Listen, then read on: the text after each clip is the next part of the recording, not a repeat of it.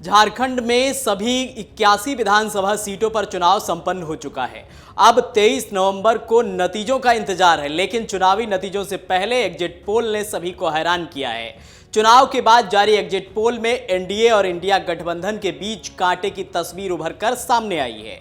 Axis माई India, Zee TV और P mark के सर्वे में इंडिया गठबंधन सत्ता में वापसी करता दिखाई दे रहा है। हालांकि चाणक्य, मैट्रिज और पीपल्स पल्स के सर्वे में एनडीए को बढ़त मिलने का अनुमान है। एक्सिस माई इंडिया के एग्जिट पोल के अनुसार झारखंड में इंडिया गठबंधन को 49 से 59 सीटें मिल सकती हैं, यानी जेएमएम, कांग्रेस, आरजेडी और माले गठबंधन को बहुमत के लिए आवश्यक 42 सीटें आसानी से मिल जाएंगी। इतना ही नहीं, यह आंकड़ा 2/3 तक पहुंच सकता है। एक्सिस माई इंडिया और अन्य एग्जिट पोल के परिणाम को देखने के बाद राजनीतिक विश्लेषकों का कहना है कि बीजेपी को स्थानीय नेताओं को दरकिनार करना महंगा पड़ सकता है। झारखंड विधानसभा चुनाव 2024 के दौरान बीजेपी नेतृत्व की ओर से पार्टी के स्थानीय नेताओं को दरकिनार कर पूरी जिम्मेदारी 2 वरिष्ठ नेताओं को सौंपी गई। लोकसभा चुनाव के ठीक बाद बीजेपी ने केंद्रीय मंत्री शिवराज सिंह चौहान और असम के मुख्यमंत्री हिमंता बिश्व शर्मा को प्रभारी और सह प्रभारी बनाया। झारखंड चुनाव प्रभारी और सह प्रभारी बनते ही दोनों नेताओं ने कमान संभाल ली। इस दौरान शिवराज सिंह चौहान से ज्यादा हिमंता बिश्व शर्मा झारखंड में पार्टी के अंदर राजनीतिक हस्तक्षेप करते दिखाई दिए। विधानसभा चुनाव में टिकट का आश्वासन मिलने के बाद जेएमएम के कद्दावर नेता रहे पूर्व मुख्यमंत्री चंपाई सोरेन को बीजेपी में शामिल कराया गया। इसके अलावा पूर्व विधायक लोबिन हेम्ब्रम और जमुआ में पिछले चुनाव में कांग्रेस टिकट पर चुनाव लड़कर दूसरे स्थान पर रहने वाली मंजू देवी को बीजेपी में शामिल कराकर टिकट दिया गया। चंपाई सोरेन के पुत्र बाबूलाल सोरेन को भी घाटशिला से उम्मीदवार बना दिया गया। इन सारे फैसलों से स्थानीय और प्रदेश बीजेपी के नेताओं को दूर रखा गया, लेकिन अनुशासित पार्टी और चुनाव सिर पर रहने के कारण कहीं से कोई खास विरोध का सुर नहीं उठा। झारखंड विधानसभा चुनाव 2024 बीजेपी के अंदर टिकट दिलाने से लेकर चुनाव प्रचार और अन्य चुनावी रणनीति तैयार करने में भी शिवराज सिंह चौहान और हिमंता बिश्व शर्मा ही प्रभावी दिखाई दिए। दोनों नेता खुद हर विधानसभा क्षेत्र में घूम घूम कर नाराज मतदाताओं को समझाते और मनाते रहे।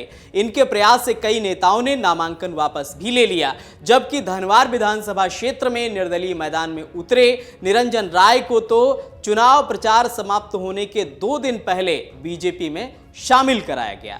तो इस तरह से कई फैसले थे जिनको लेकर बीजेपी पर सवाल खड़े हो रहे हैं और इन फैसलों पर स्थानीय नेता एकदम चुप रहे। अब इन निर्णयों का चुनावी नतीजों पर क्या प्रभाव पड़ेगा, ये 23 नवंबर को पता चलेगा। लेकिन बीजेपी और जेएमएम के नेता अपनी अपनी जीत का दम भर रहे हैं। अब आपकी सरकार आ रही है, जैसा कि दर्शाया जा रहा है। देखिए, पिछले 5 वर्षों तक जो हेमंत सोरेन ने झारखंड को जो लूटा है, ऊपर से लेकर के नीचे तक जो करप्शन है, जिससे आम लोग परेशान थे, कानून व्यवस्था बिगड़ गई, डेवलपमेंट का काम नहीं हो रहा है, बांग्लादेशी रोहिंग्या मुसलमान घुसपैठ कर रहे हैं, उनको यहाँ नागरिक बना रहे हैं, उनका राशन कार्ड बना रहे हैं, उनके नाम से जमीन जायदाद कर रहे हैं, तो लोगों को गुस्सा है। देखिए, ये बड़बोले लोग हैं, कुछ से कुछ बोलेंगे। लोकसभा के चुनाव में 400 पार का आंकड़ा पहुंचाने के लिए कई एक सर्वे एजेंसियां आपस में ही पूरा एक कंपटीशन था कि कौन ज़्यादा सीटें देता है। वैसी स्थिति में सर्वे एजेंसियों की भूमिका विश्वसनीय नहीं रह जाती है, हम लोगों ने देखा है। और जहाँ तक भाजपा की बात है, 65 पार का नारा भी पिछले बार उन लोगों ने दिया था, हसर क्या हुआ। 400 पार का नारा भी उनका था, हसर क्या हुआ। जो धरातल पर जो रिपोर्टिंग है आप सभी लोग जानते हैं, और कई एक सर्वे एजेंसियों ने दिखलाया है कि हम 50 के ऊपर जा रहे हैं।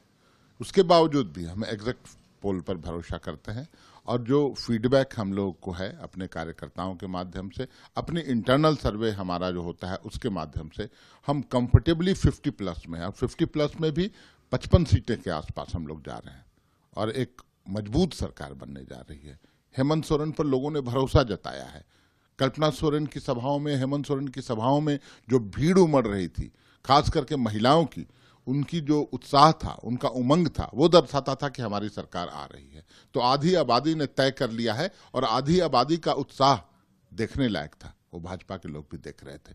लेकिन 23 तारीख तक ये सभी लोग बोलेंगे, बड़बोले लोग हैं, कुछ से कुछ बोल के खबरों में बने रहना चाहेंगे। 23 तारीख के 4 बजे के बाद आपको भाजपा का प्रवक्ता खोजने से भी नहीं मिलेगा। अगर आप ये वीडियो YouTube पर देख रहे हैं तो हमारे चैनल को सब्सक्राइब कर बेल आइकन दबाएं और Facebook पर देख रहे हैं तो हमारे पेज को लाइक करें। 8 मिलियन प्लस सब्सक्राइबर, आपके इस भरोसे के लिए बहुत धन्यवाद।